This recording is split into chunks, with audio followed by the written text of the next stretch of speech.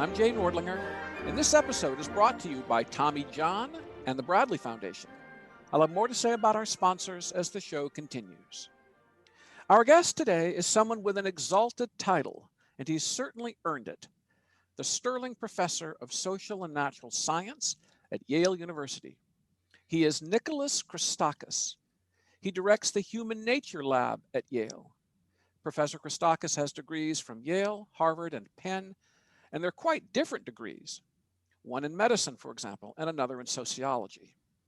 His latest book is about the pandemic, Apollo's Arrow, the profound and enduring impact of coronavirus on the way we live.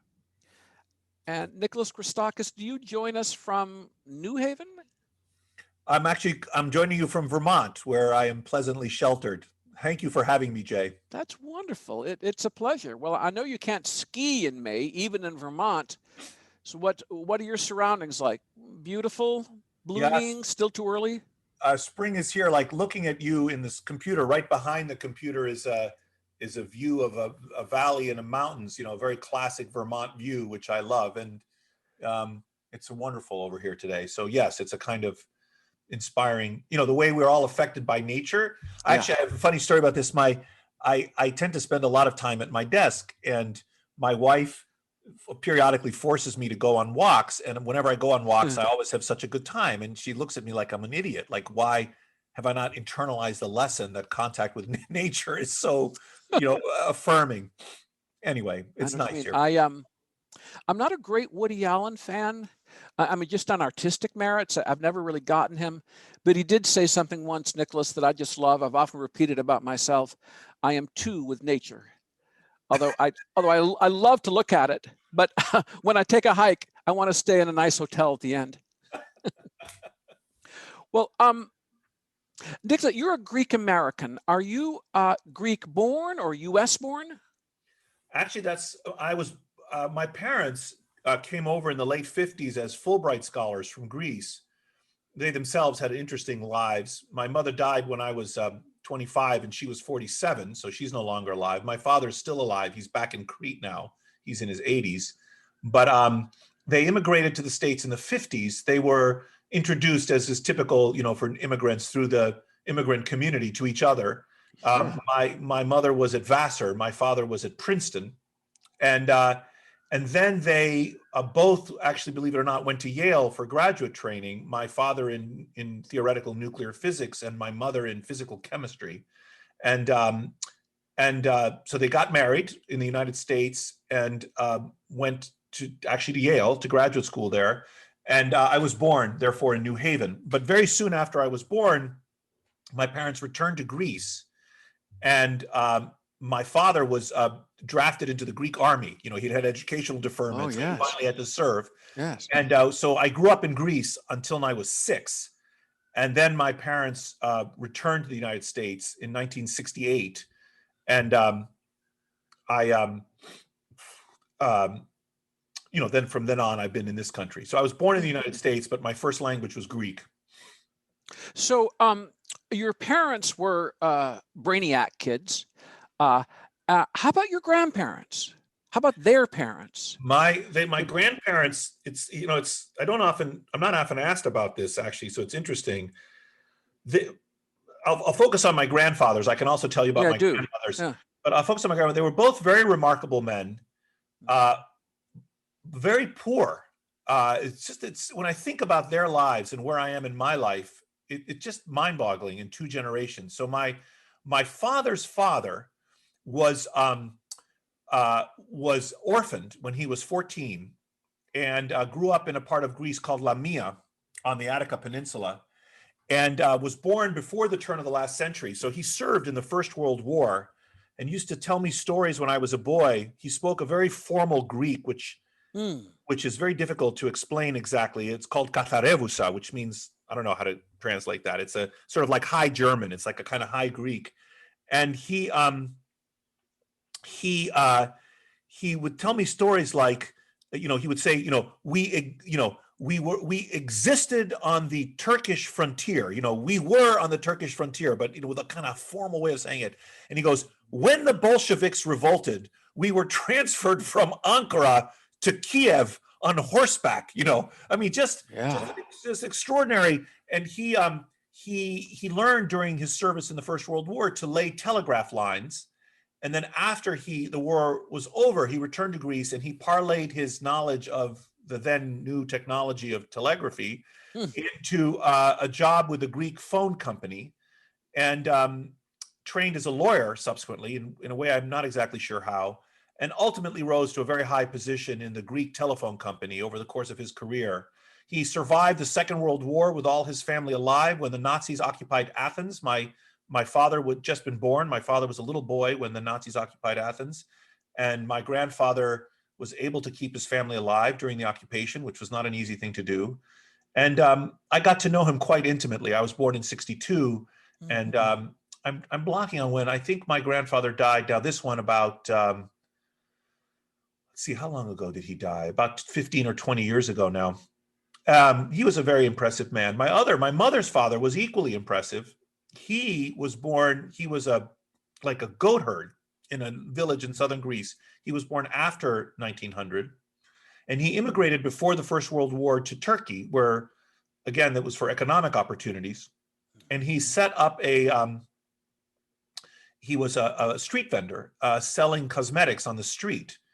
And he taught himself French, which is unbelievable, and used that. Actually, what happened is he sold cosmetics on a push cart in Turkey, in Istanbul, the story goes, and slowly was able to, through vertical integration, build his business. And my mother used to tell stories about, as a little girl, they would have big blocks of lipstick and they would core the lipstick and assemble at home, make these little lipstick things, which my grandfather would sell. He then got a little storefront. He then started buying the inputs into his products.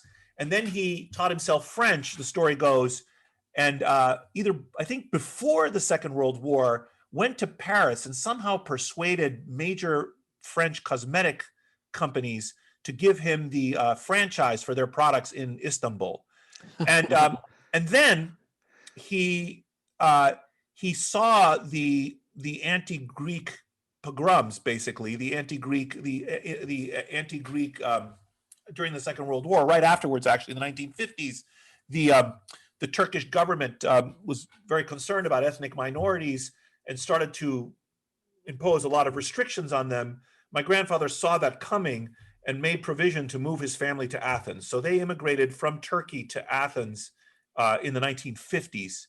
And my grandfather started his business again at that time. And that business grew to be one of the biggest cosmetics companies in Greece.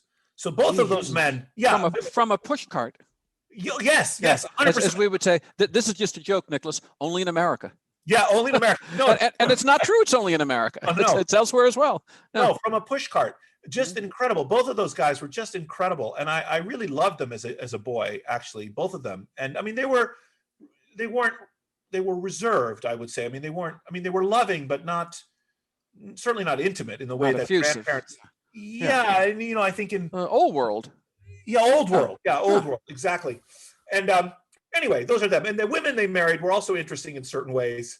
But I could tell you more about them if you want. But well, I have a question about language. I've asked it before. I think I know the answer, but I'd like to hear it from you. So you have modern Greek fluently. My understanding is it doesn't help a person with ancient Greek. Am I right about that? No, it's not true. There's about 30% overlap in the vocabulary. Oh, that's a lot. Yeah. And you can read it. Actually, the real problem I have with ancient Greek is that they don't have punctuation or even spaces between the words on a lot of the inscriptions. So you really have to, it's hard. Mm-hmm. But yes, I can kind of stumble through it. I mean, I couldn't read the Iliad in ancient Greek. I would, maybe in my retirement, I will take on that task. But I can understand the gist of what's being discussed. And of course, many of the words, have cognates in even in English. Some of the words that we use in English are based on ancient Greek roots. And so you can, if you read it, if you can use the Greek alphabet to read it, then I remember when I was Nicholas, sorry, like the word philosophy. I mean, something as basic as that, or well, that's a modern Greek word as well. I mean, all the roots.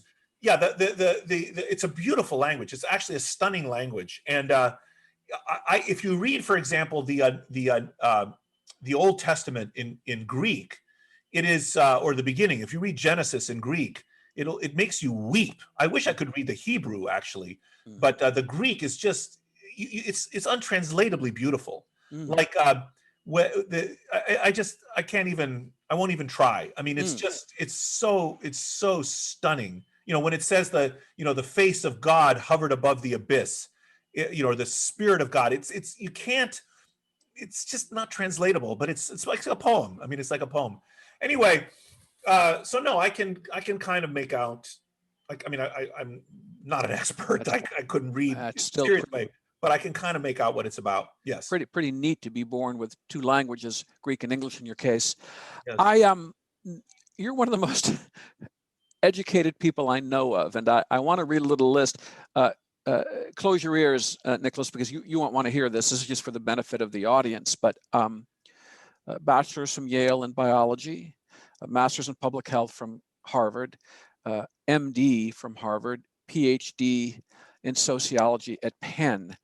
And I wanted to say something, ask you about something, and I'm sure you're acquainted with this, but a lot of people consider sociology sort of soft, laughably soft. You know, they think it's some kind of basket weaving. Yes. And they think of an MD, certainly at Harvard Medical School, as something, very hard, very serious, very, very rigorous.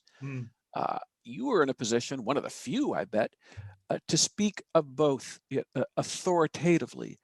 Tell me about the combo.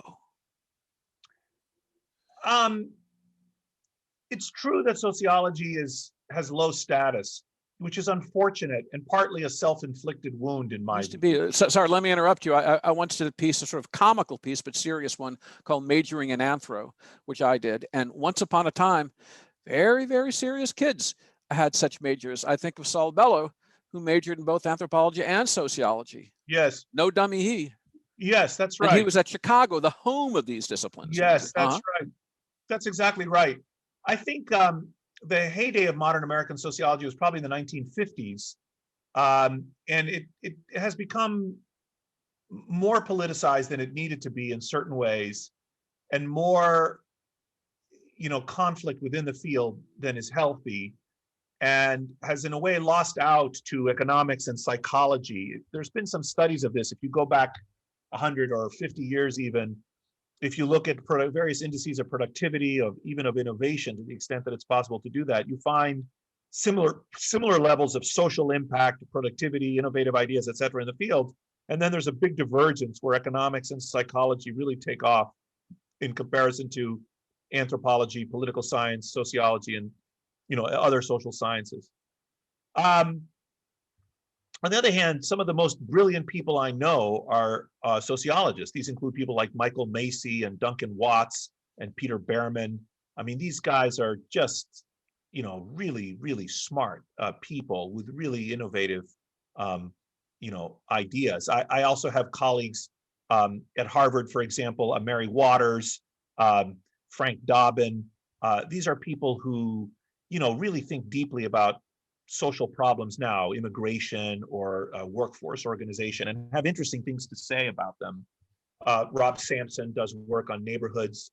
At Yale, I have a colleague by the name of Julia Adams, who's a historical sociologist who's utterly brilliant.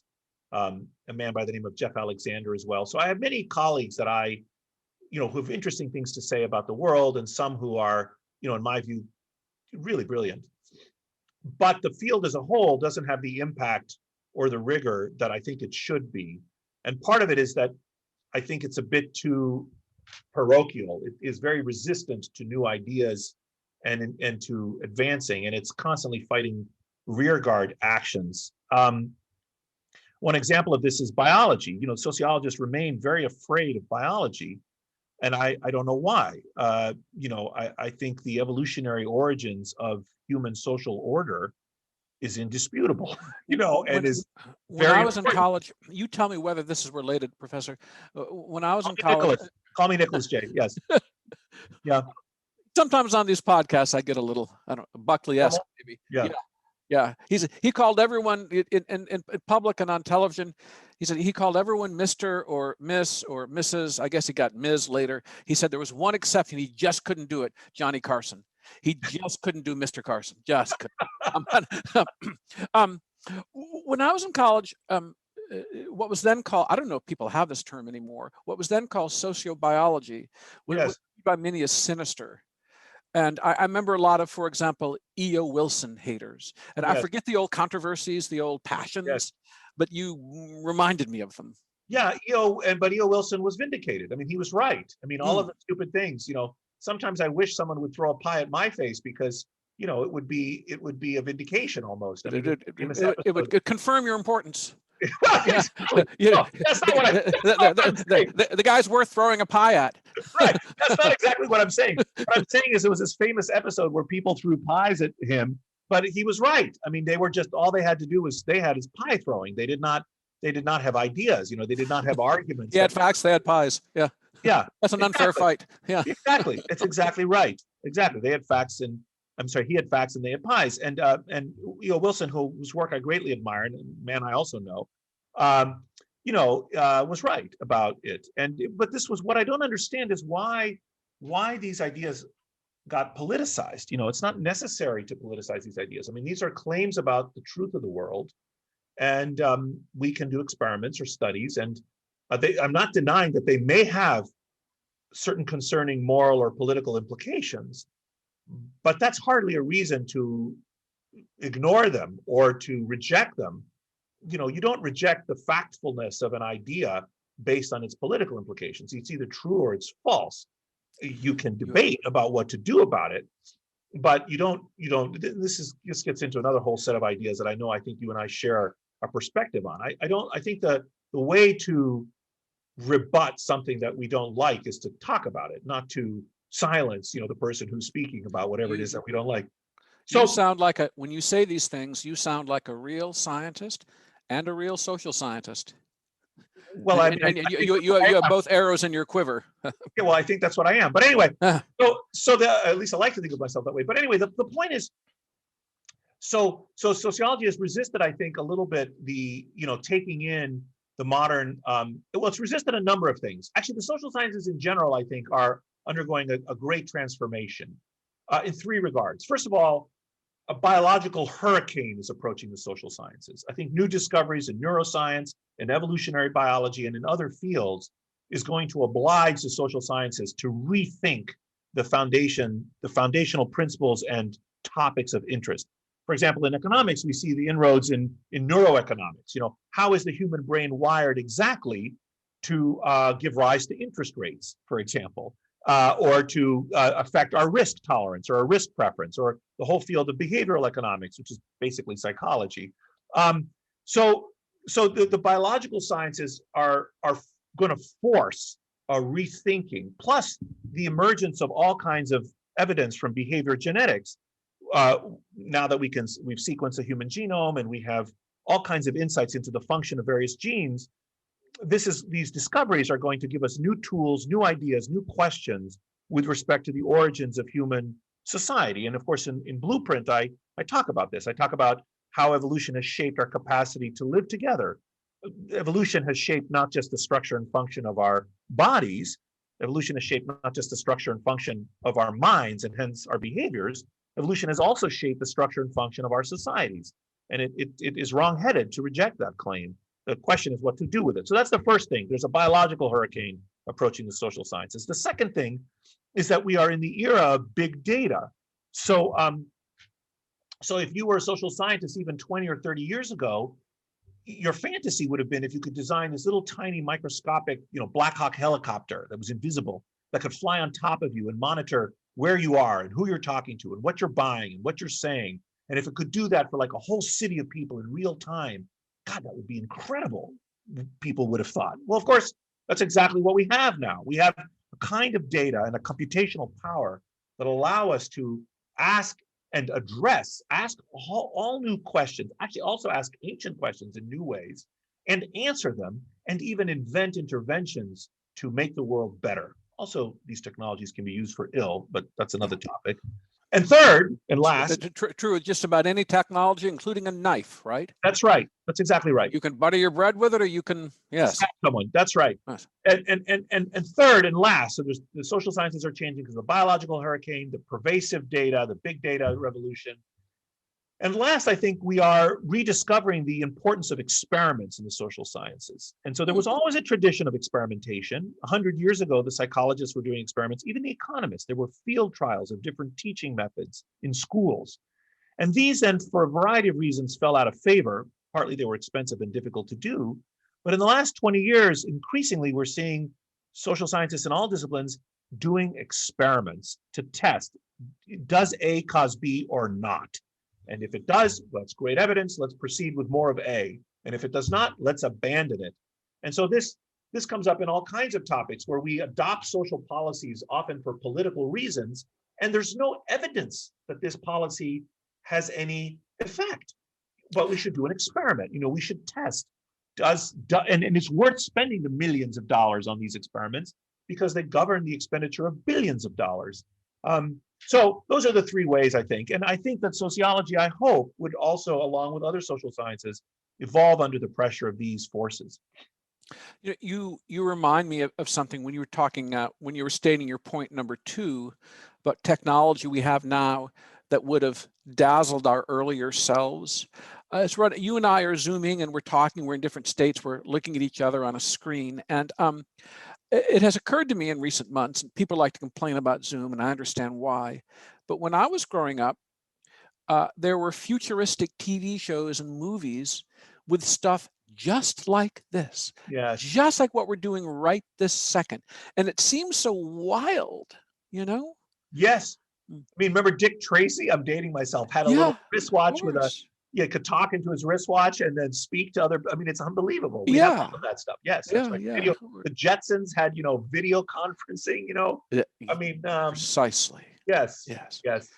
Well, ladies and gentlemen, I'm Jay Nordlinger doing Q&A with Nicholas Christakis of Yale, the author of Apollo's Arrow. We will talk about that right after this word from our sponsor, Tommy John, a serious company with a fun spirit. Spring cleaning time. If it's not supporting you, it doesn't belong in your life. That means it's time to spring fling away last year's tired underwear and step into some new Tommy John's hammock pouch underwear. When you're wearing Tommy John's hammock pouch underwear, you're that much more comfortable, so you can do everything better. That's why Tommy John doesn't have customers, they have fanatics. Fanatics who call Tommy John's hammock pouch one of life's greatest inventions. With dozens of comfort innovations, once you've tried Tommy John underwear, you're never going back. Like an air mesh interior hammock and moisture-wicking fabric with 4 times the stretch of competing brands. With over 13 million pairs sold, customers or fanatics across America love Tommy John underwear because it does what underwear should do. No more chafing and all the rest of it. Tommy John underwear has a non-rolling waistband for the perfect fit. The legs never ride up. And you're covered with Tommy John's best pair you'll ever wear or its free guarantee. And right now, you'll get 20% off your first order at TommyJohn.com/QA. That's 20% off your first order of underwear and loungewear at TommyJohn.com/QA. TommyJohn.com/QA. See site for details. Welcome back, everyone, to Q&A. I'm Jay Nordlinger, speaking with a Yale student, formerly Yale prof now. He is Nicholas Christakis. He is an MD, he is a sociologist, and more. His new book is, here's a taste of Greece for you, Apollo's Arrow, The Profound and Enduring Impact of Coronavirus on the Way We Live. And I'd like to ask you 3 questions about the title and subtitle. And I've never liked it when White House reporters do this. They pile on questions. And one of my favorite stories, Nicholas, is that Bill Plant of CBS News, I remember watching this press conference live, and he asked Reagan about 5 questions. And I remember Reagan answered like 4 of them, and I was sort of impressed. And the next day or 2 days later in the New York Times, Tom Wicker said in his column, Reagan didn't even answer Bill Plant's question. But so I have to interrupt you. Yeah. There was a man, I'm sure you know, Bill Sapphire, Yeah. who had political beliefs that I don't agree with. I disagree with Bill on most things, I think. But he used to write a column on language in the New York Times, Sure. which was wonderful, which I loved, and at the back page of the New York Times Magazine. And he also was frequently interviewed on TV. And when he got to be our age, he was often asked three-part questions. And he developed a wonderful tool for handling this called Bill Sapphire's floating third point. Do you know this? No. So he would be asked, Mr. Sapphire, question 1, question 2, question 3, and he would answer question 1, he would answer question 2, he'd often forget question 3 by the time he got to it. So he developed a generic answer for question 3, an answer that you could use for any question, and that was, there are no easy answers. So he would go through, he would answer the first question, he answered the question, second question, then he would go, and with respect to your third question, there are no easy answers. And he would do this systematically. And I've started doing it. It's amazingly useful, a trick, actually. Anyway, give me your three-part question. And I remember, I think it was Helen Thomas who developed a technique. She would ask a question, and at the end, she would say, and I have a follow-up. And so that said to the other reporters, cool your jets. I got one more after he's through. Yes. But anyway. I just want to take the title and subtitle. First of all, honoring the ancient Greeks, let's say who Apollo was and what the arrows were and why it applies to our current situation. And the profound and enduring impact of, I'll get to enduring in a minute, and I stumbled over this several times when I read your subtitle, but I know you know what you're doing. And I know I'm talking to a medical scientist. I'm just dying to put an article in there. I'm dying to say the coronavirus, but I checked the cover of your book and you very deliberately say impact of coronavirus. And I know you must have a reason. And also, I just want to tell you that this word enduring impact, that's a little bit daring of you because the pandemic's not even over. And how the hell do we know what's going to endure and what's not? So I know there are no easy answers, but take any of those three you want. All right, let's start with the title. I mean, the title is trying to communicate a certain point. So in many ancient religions, including the ancient Greek religion, the god of healing was often the same god as the god of disease. And many ancient religions imagined infectious diseases or illness to be like invisible arrows flung by the gods. And Apollo, who was the god of many things, including the god of illness and the god of health, had an arrow, a bow that he would use arrows to sicken human beings. And the story that I'm alluding to is in the opening pages of the Iliad, which is, of course, one of the canonical works in Western literature, one of our oldest written stories. And the Iliad begins with a plague. So the Greeks had, of course, were laying siege to Troy. The principal king of the Greeks was Agamemnon. His younger brother Menelaus was married to Helen. The Greeks don't call her Helen of Troy. They call her beautiful Helen, Aurea Eleni, and because she wasn't Trojan. And she was kidnapped by Paris, the prince of Troy, who was the son of Priam. And actually, Paris's brother was Hector, who was the only real hero in the Iliad, as far as I'm concerned. So when you're a boy and you read the Iliad, you admire Achilles. But I think in adulthood, you realize that Hector was really the only hero in that book. Anyway, the beginning of the Iliad is a plague. What has happened is that the Greeks had encircled Troy and would periodically sack vassal states of Troy. And on one occasion, they had destroyed the city, they had killed all the men, they had taken all the treasure and enslaved all the women and brought them back to their camp. And one of the men who survived the sacking was a priest of Apollo, a priest of a temple of Apollo. And the story goes, he comes to the beach where the Greeks had their ships and their camp near Troy.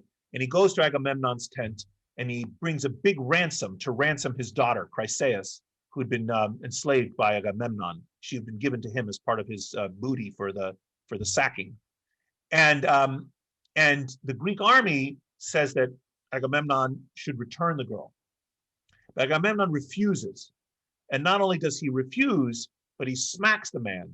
And he says to him, not only will I not return your daughter, but she will grow old in my house at my loom, working in my bed. And he's very abusive to this man. And the Greek army doesn't like this. And of course, the father is stricken with what has happened to his daughter. So he goes down to the shore and he prays to Apollo. And he says, Apollo, if you've ever valued any sacrifices I've ever made for you, hear me now, punish the Greeks. And Apollo, the story goes, is instantly enraged and takes his great silver bow clanging on his shoulders and flies from Olympus down among the Greek ships on the beachhead. And he crouches among the boats and unleashes his arrows of plague. First, he kills the running dogs, then the horses, then the men. 9 days through the army go the arrows of the god, and the funeral pyres burned night and day. Something like what we're seeing in India right now, by the way. Or we saw freezer trucks in New York. We didn't burn our bodies, we refrigerated them. Something very ancient happened again. And the story goes, 9 days through the army went the arrows of the god, and the funeral pyres burned, until on the 10th day, Hera, the queen of the gods, took pity on the Greeks, for she saw them perishing. So this is an extraordinary beginning to one of the canonical works of Western literature, a plague. And the point is that this way we have come to live right now, which feels so alien and unnatural to us, and it is, the important thing to understand is that plagues are not new to our species, they're just new to us. We think it's crazy that we have to live this way, and yet our ancestors have been confronting this ancient threat for millennia. Plagues are in Homer, they're in the Bible, they're in Shakespeare, they're in Cervantes, they're a feature of human existence. My Jewish friends last year said during Passover, we always would talk about the plague, but now I really understood, what it was about, right? And so one of the important messages you see is to understand that so many of the things that we are experiencing right now, although caused by a particular pathogen, a coronavirus, the social impact of these things, everything from the death of healthcare workers during the plague of Athens in 240 BC, Thucydides talks about how the doctors were dying. During the first outbreak of the bubonic plague in the 14th century, Pope Clement VI talks about how all the nurses were dying. The death of healthcare workers is an ancient phenomenon. Dying alone during times of plague. We saw that in our glittering modern hospitals. In the United States, we abandon people to die alone during times of plague. The fear, the blaming of others, right? During AIDS, for example, President Reagan, to his shame, as far as I'm concerned, was unable to talk about HIV and AIDS for 6 years into his presidency, despite the fact that this illness was felling Americans. We blame others, because they were gay or Haitian or IV drug users. During the bubonic plague, there was anti-Semitism. We have to blame the Jews. Or in Italy, some Spaniards were flayed and put to death because they were thought to have brought, the plague in because they were outsiders. They were Spaniards. This desire to blame others is typical. The grief, the sense of grief that we are feeling right now, Americans and people around the world have this sense of loss, right? And that's what plagues do. They take our lives, they take our livelihoods, and they take our way of life. Everyone is losing something right now. There's a sense of loss in our society. All of these things, and I could keep going, are typical features of plagues and have been for thousands of years. None of this is surprising. And so part of the title is to try to help people understand the truly ancient nature of this threat and the almost stereotypical human response during times of plague. Wow, I'm just digesting it. Yes, some months ago, I remember Mark Helprin, the novelist, brought me up short, and we were talking about the current plague and how long it might last. And he said, people used to speak of the plague years. That gave me a bit of a chill. Years, he emphasized the plural. That gave me a bit of a chill. And then as time wore on, I thought of that again. Yeah, well, that's right. And so, one of the things is, I like to think of epidemics as having 3 phases. There's the immediate phase, the intermediate phase, and the post-pandemic phase. And the immediate phase is when the biological and epidemiological impact of the virus is being felt. In other words, the primary problem is the germ sweeping through our society and killing us. Keep in mind, by the way, that this particular pathogen, its intrinsic lethality is about 1%. In other words, between 0.5 and 0.8% of people who are infected with this germ will die. And about twice as many will die if they also develop symptoms. So if you get symptomatic COVID, you're between a 1 and 1.6% chance of dying. If you're from an infectious disease point of view, that's quite a serious germ. Of course, it's nowhere near as serious as smallpox or cholera or bubonic plague or Ebola, but it's not trivial. It's 10 times more deadly than the flu. And it's a kind of infection that would get any doctor's attention. You know, if you're infected with a germ that has a 1 in 100 chance of killing you, and if you're older, 1 in 5 chance of killing you if you're in your 70s or 80s, that's a serious germ. And so, but on a national scale, a 1% lethality is look at the harm it's caused us. When I wrote the book, it was released I finished it last August of 2020. And I said that between 500,000 and 1 million Americans would die. At the time, I think we had 130,000 deaths or so. And we've blown by the lower limit. And I think we will surpass 750,000 Americans will die of this condition before the plague is over. I don't think people fully appreciate this yet. We can talk about some of the other impacts. But anyway, but imagine there's no God-given reason this germ isn't more deadly. Imagine if instead it killed 10%, or like in the movie Contagion, 30% of the people. We would be facing annihilation. We would be facing a kind of 21st century Black Death. And unlike bubonic plague or cholera, which are caused by bacteria and for which we have effective antibiotics, viral diseases that cause this level of mortality, we have very few, if any, effective treatments for viruses. Our only exit is vaccines, basically, which miraculously we have been able to do on this occasion.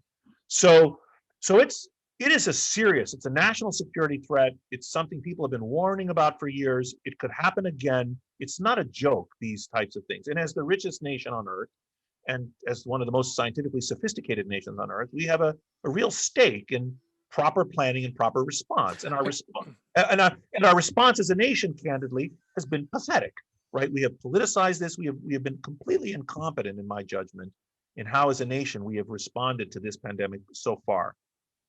Anyway, I could keep talking. I sense you want me to stop, but that's just the first phase. So the first phase, which will usually last 1 or 2 years, and so will last, I think, to the end of 2021 at least, is when we are experiencing the biological and epidemiological shock of the virus, when this wave of the germ sweeps over us. But then, like a tsunami, we will reach herd immunity, and the immediate impact of the germ will stop eventually, either through vaccination or through natural spread. And we can talk about why if you want. But then what happens is, like the tsunami, the water's receding, the destruction is, we need to clean up the mess, right? The coastline is destroyed. That's quite an image, yeah. And so we're going to have to clean up. We're going to have probably 5 times as many Americans as die will have some kind of serious disability from this condition. That's as many as 5 million Americans that are going to need our care. We have millions of children that have missed school, millions of businesses that have closed, millions of workers that have lost work. We're borrowing trillions of dollars. It's going to take time to recover from all of that. And then finally, that's during the intermediate period where we recover from the clinical, psychological, social, and economic shock of the virus. And then finally, we will enter then the post-pandemic period with 2023, 2024. And these are approximate, when I think will be a bit of a party. You know, we'll have a kind of roaring 20s, I think, kind of experience. And I'll say one more thing and then I'll shut up. All of this depends on the issues of the variants of concern, whether new variants emerge and how deadly or communicable they are. And also whether the worst thing that could happen to us is they would evade the vaccines. So, you know, I would not say we are at the end of the beginning of this epidemic. I would say we're approaching I would not say we are at the beginning of the end of this pandemic. I would say we are approaching the end of the beginning. Mm-hmm.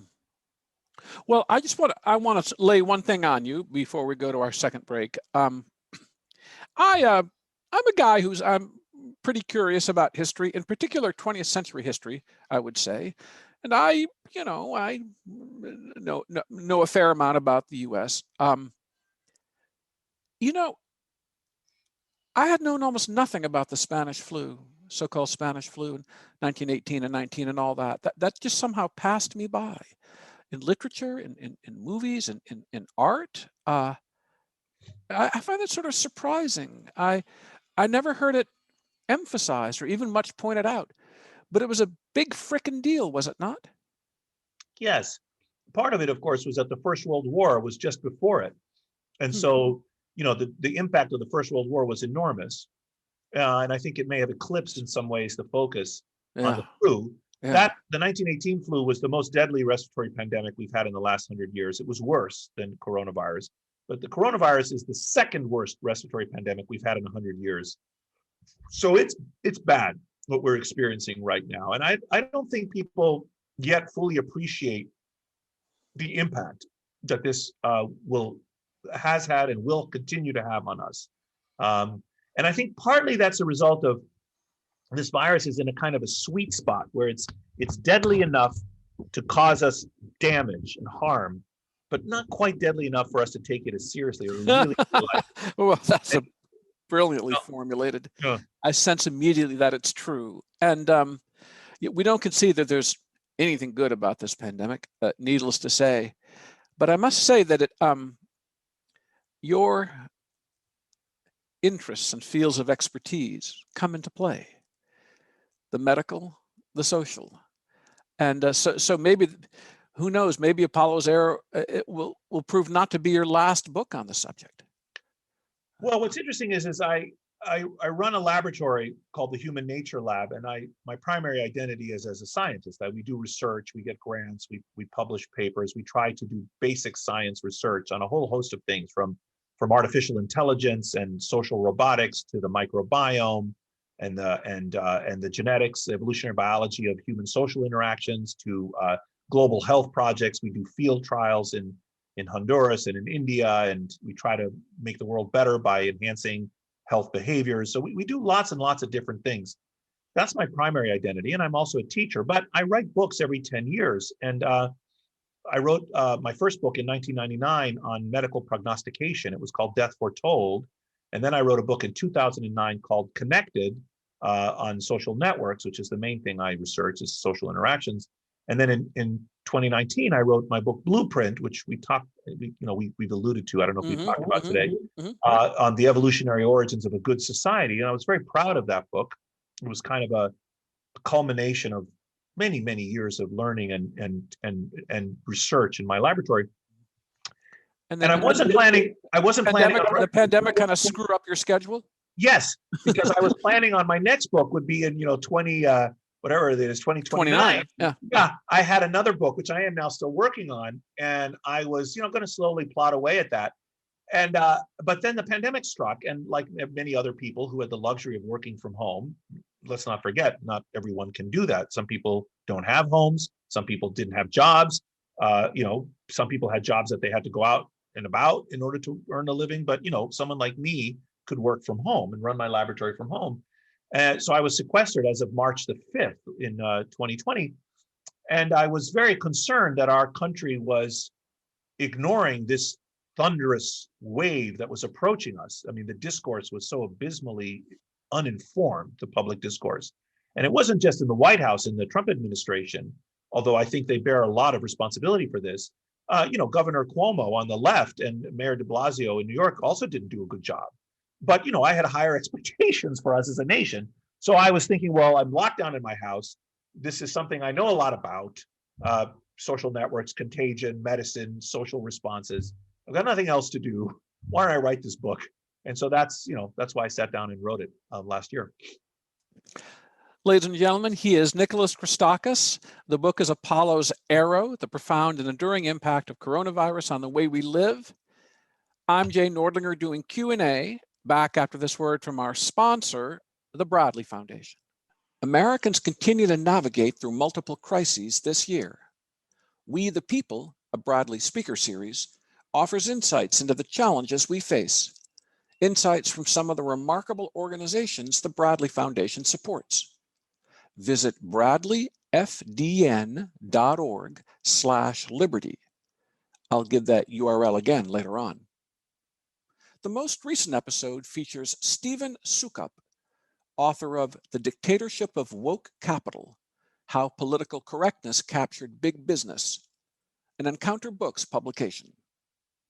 In this episode, Sukup discusses, among other issues, the dangerous impact of shareholder activism and efforts to push back on it. Another kind of activism, you might say. So, Bradley FDN for foundation, bradleyfdn.org/liberty.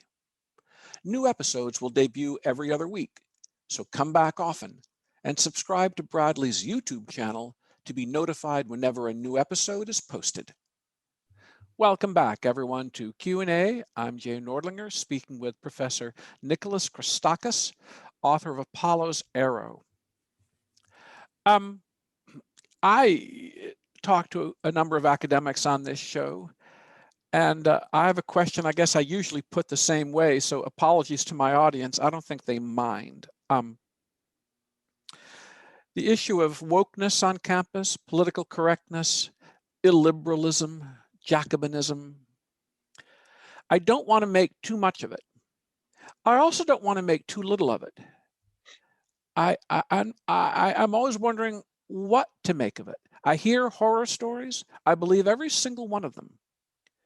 But I want to be careful not to regard them as typical if they're not. Typical of everyday life, that is. How do you see things? I might just remind the audience that Professor Christakis was in the middle of a bad incident at Yale in which he was surrounded by students, blah, blah, blah. And he is a free speech man, an open inquiry man, a pluralist, a real American, I would say, a real liberal or universalist. So, as I say, if I say the same thing about Vladimir Putin and his regime, I don't want to make too much of it, but I don't want to be naive either and make too little of it. So what say you? Well, first of all, I've been committed to basic liberal principles and constitutional liberties and civil rights, for decades. And I was concerned about issues of free expression long before the fracas in 2015 at Yale that you alluded to. For example, my wife and I came to the defense of a high school student in, I forgot, this was about 10 years ago, who was wearing a T-shirt that said Jesus is not a homophobe.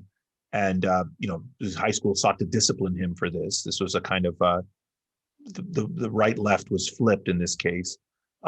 Or there was a minority group at Harvard when we were there that was criticizing some elite clubs on campus, and the administration, sought to take some action against these students, and we did not think that was reasonable. The students were clearly engaged in satire, so it's something of interest and concern to me, partly because I'm so committed to the idea that the universities, maybe I'm naive, but I think of our universities as one of the crowning achievements of our civilization. They are, in my view, engines of economic growth and discovery. It's a place where we preserve a knowledge, esoteric knowledge about Sanskrit or obscure snails or caves in the Hindu Kush or whatever. There's experts on every darn thing you can imagine, and that's Absolutely. The function. That's the Absolutely. Function of universities is the preservation, production, and dissemination of knowledge, and that is the central thing that universities should do. And in the service of that thing, they must allow completely wide and open freedom of expression. We cannot have an institution with this obligation and function in our society, which attempts to restrict what people can say. So, to me, this is I'm very proud of our university. As a citizen, I'm proud of our universities. As a professor, of course, I have a parochial interest. I'm very grateful that such institutions exist and can provide employment for someone like me. I don't know what job I would have done if I'd been born 500 years ago. My friends say I would have been a blacksmith or something, which actually is possible. Teacher, definitely teacher. Probably, but anyway, so or a healer. Maybe.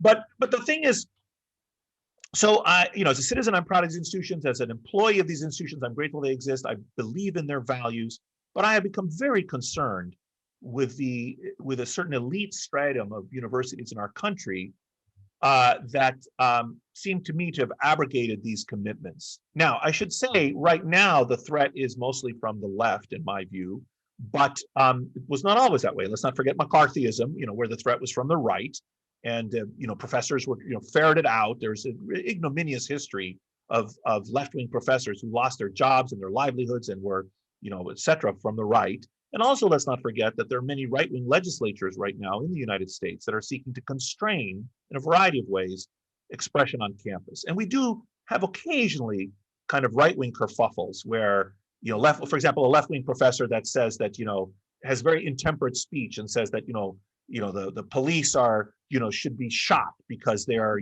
acting badly. Now I don't agree with that. Obviously, I would reject that. But if we can't, that person who said that, we should respond to them and say that is a foolish thing to say. It's wrong. It's immoral, whatever. But we shouldn't call for them to lose their job. We need to honor our commitment to free expression in the breach, right? If you say you're committed to free expression, you have to identify for me someone who is saying something you disagree with that you will defend. Otherwise, that's not what you're doing. So, but having said all of that, I still do believe that the primary threat right now is from the left on campus. And I think that, I have many friends across the political spectrum, including quite a few conservative and libertarian friends whose company I greatly enjoy and whose conversation enriches me. And I'm proof of that is that you're sitting with me. Absolutely. I love reading you. It's such a pleasure. No, my God, yes. Yes, of course, yes. And of course, yes.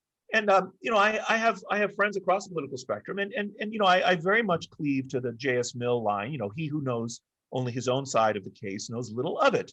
If I'm so convinced about, and this is what I tell the students. Great remark. Yeah, it's just phenomenal, right? That's exactly right. And in fact, any practicing lawyer knows this. The best lawyers are ones who can make the other side. Right? And this is also incidentally why I'm so upset by what's happening in law schools. Our elite law schools right now are I mean, if you're reading what Jeannie Suk is writing about family law and teaching about rape at Harvard Law School, or I won't cite the cases because it's just just cheap shots. But there's so many law schools that are saying that students should not be required to learn constitutional law because it was white men wrote this. This is ridiculous. I mean, this is just a ridiculous statement.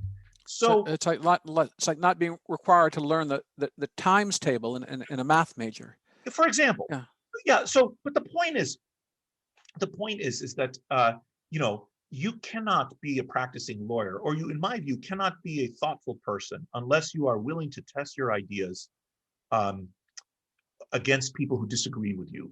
Now, in science, we have a referee, right? So in science, let's say I'm a scientist and I make this claim about the natural world, and some other scientist disagrees with me and says, no, that claim is wrong. My claim is correct. In science, we adjudicate our disputes through experiments, and reality is a cruel mistress. Like, I mean, in the end, we test our ideas against the objective world, right? Yeah. But in the political world, it's much more difficult, of course. But I think even there, like I have like Robbie George at Princeton, who I greatly admire. I mean, he's a conservative thinker, and he's famously very, very good friends with Cornel West. Cornel West, exactly. I mean, I think to me that's the model. It's encouraging, isn't it? Yeah. Yes, I think Robbie and Cornel's arguments and friendship is a good model, actually, for how we would like our campuses to be. And I can tell you one more thing is that my conservative students are much more likely to report to me, and I believe it's true. I don't just think they're just sort of that they don't feel comfortable talking about their ideas in class, which is ridiculous. I had one student, one liberal student who came from a Midwestern family, and she went home for Thanksgiving. This was, I don't know, a few years ago. And it was the first time she had encountered people who disagreed with her, and she had no arguments. She had no experience arguing with people who disagreed with her because, of course, on campus, she was not exposed to people who would like really push back and force her to test her ideas. So we fail that student if we don't provide an educational environment which doesn't allow students to, in my view, we fail them. If we don't provide an educational environment which obliges them to be exposed to ideas they disagree with and to argue their points of view. Now we can, as referees, as faculty, we can provide sort of ground rules for that conversation. We can say, here's how we can model civilized discourse. I'm not against, just to be very, very clear, I'm absolutely not against protest. not against student protest. Of course you're not. Yeah. I'm deeply admiring of our society for its tradition of protest. The right of the people to peaceably assemble and petition for redress of their grievances shall not be infringed. I mean, 100%. But they better not block your way, I think. Well, that's another. Well, I don't know. I mean, civil, yes and no. So I stumble on because protest, in order to get the attention of the majority or of the broader public, has to be a little disruptive. So my idea about that is we have to have kind of a middle ground there. I don't like those laws that say that if you run over protesters, you're excused from it. On the other hand, I also don't like protesters blocking public thoroughfares. Well, I guess I watch, but you need to offer someone a line of retreat. That's a Bill Buckley phrase. Yeah. Yes, and I think we need to find a kind of happy medium where, like, you don't want them to go forward. You better let them go sideways or backward. I suppose I'd have to think about it more, but yeah. No, or I would say, what I would say is I would say something more. Is I would say that if we want to be a part of a civilized democracy, we have to tolerate some inconvenience. So, for example, if the protesters are acting in a fashion that obstructs my travel one day, I'll say that's part of being in a democracy. People are protesting today on this topic. For example, think about the anti-abortion protesters that would block entrance to abortion clinics, right? Like, I don't like that, but on the other hand, I'm like, okay, well, we're part of a democracy. They're in public place, they're doing what they're doing. So a little inconvenience is one thing. A lot is different, right? I'm with you. I'm right with you. Yeah. So, and I think as a citizen, I have to do my part, which is I have to tolerate. For example, when there were I forgot what the protests were. About 5 years ago, there were universities said that if high schools punished students for engaging in protests, the universities would not rescind their admissions. Do you remember this? This was a few years ago. No. So there were, I forgot what it was. There were some left-wing causes. I don't remember what they were exactly. And there was a lot of students around the country were protesting, and they were missing class or whatever. And then if they were suspended or they were missed class, then it might affect the high schools would report them to the colleges, and the colleges could in principle rescind their admission. So a lot of colleges made public announcements that we want our students to be politically active. We want to understand what our students are doing. We will give them a pass on this, which was fine, except if it had been right-wing students protesting, I don't know if they would have done that. And that's what upset me. Like, you have to have consistent rules. If there had been you are a real liberal in the old sense of the word. Yep. Yeah, otherwise it's not. Otherwise it's just we're acting as a university. We're not acting as a fair referee, right? We're saying, So to me, that's what upset me. I don't remember the details of that case, but anyway. Minorities, especially political, philosophical minorities, tend to be hot for free speech. Majorities, they may have to think about it a bit. I'm afraid I realize I'm speaking with a scientist here. And a social scientist, but I sometimes think it's baked in. When your group is riding high, and when you're not riding high, you're all for equality, free speech, all this stuff. I think it's kind of normal. Well, that's why Martin Luther King, on his the speech he gave before he died, the night before he was assassinated. Marvelous. Incredible. Yeah. And it's a defense of free expression. Yeah. Because I have these, these I forgot what they're called. The word is escaping me right now. Not these ordinances. They were attempting to block his march, and he said, "But we have the First Amendment in this country, and we're going to march, etc." And President Obama defended. President Obama pushed back. That was very good of him. Very good of him. Yes, I guess it was. And so. And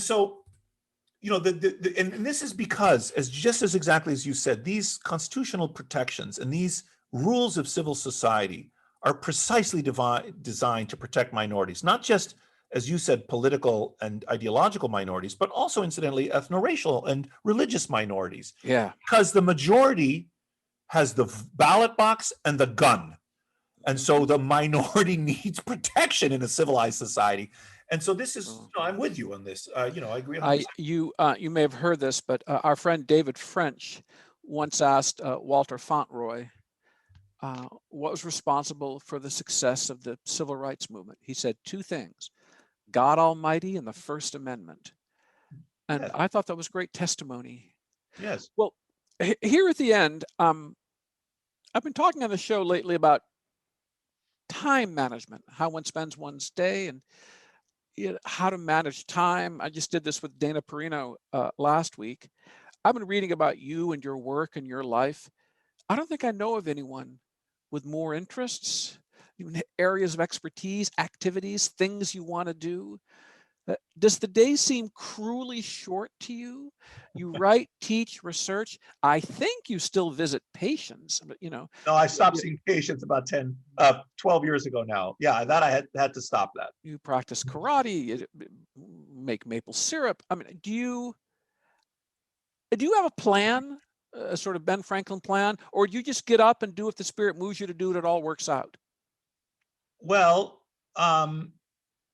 I'm fortunate in that my occupation is very pleasing to me, so I don't mind working. If I get up and write on a Saturday or spend the whole day at my desk, it's not hard. Yeah, it's a pleasure. It's not a hardship. Or I go into my lab in the evenings. That's a joy. I mean, it's not a hardship. So I'm blessed to have a job that I can practice when I want. I have a job that allows me tremendous freedom. I suppose it's like being a painter, maybe, or I have no ability, or a jazz musician, which is, to me, people who play jazz, it seems like they're magicians. Like I don't have no understanding of how it's possible to do what they do, So in that sense, it's very lucky. But yes, I don't just work 40 hours a week. I read some story about Janet Yellen, I don't know, recently, and there was some reports about how many hours a week she works or something, and I was like, oh, that seems reasonable. Like I wasn't surprising. I don't know. I think it's a function of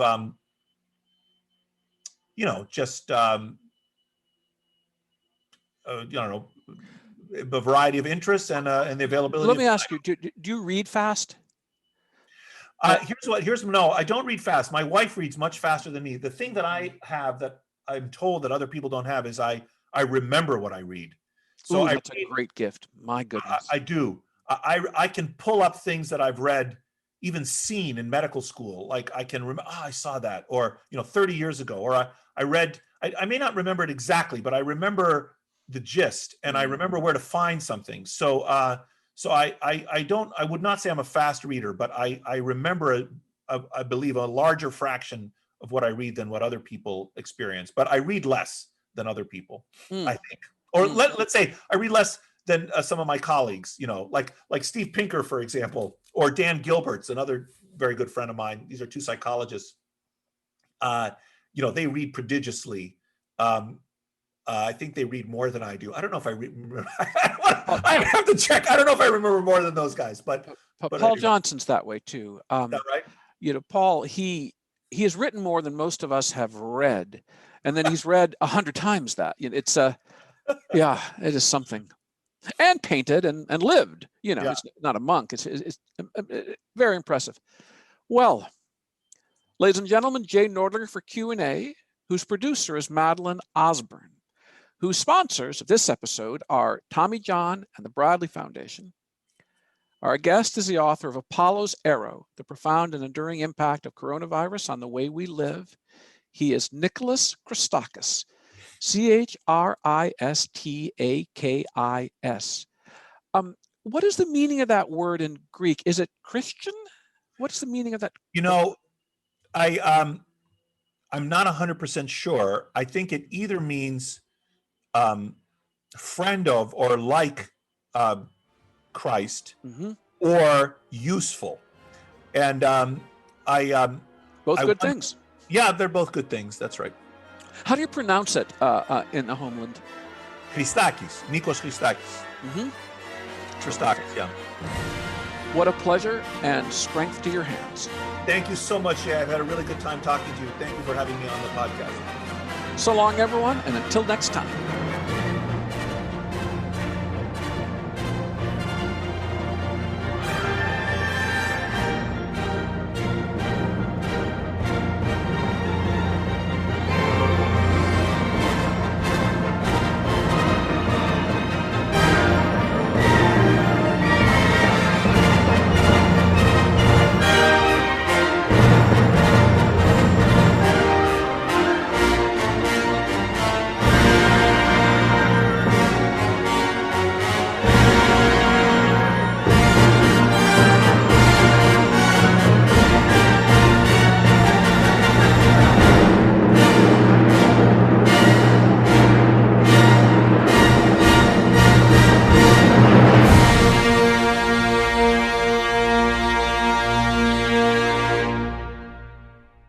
Ricochet.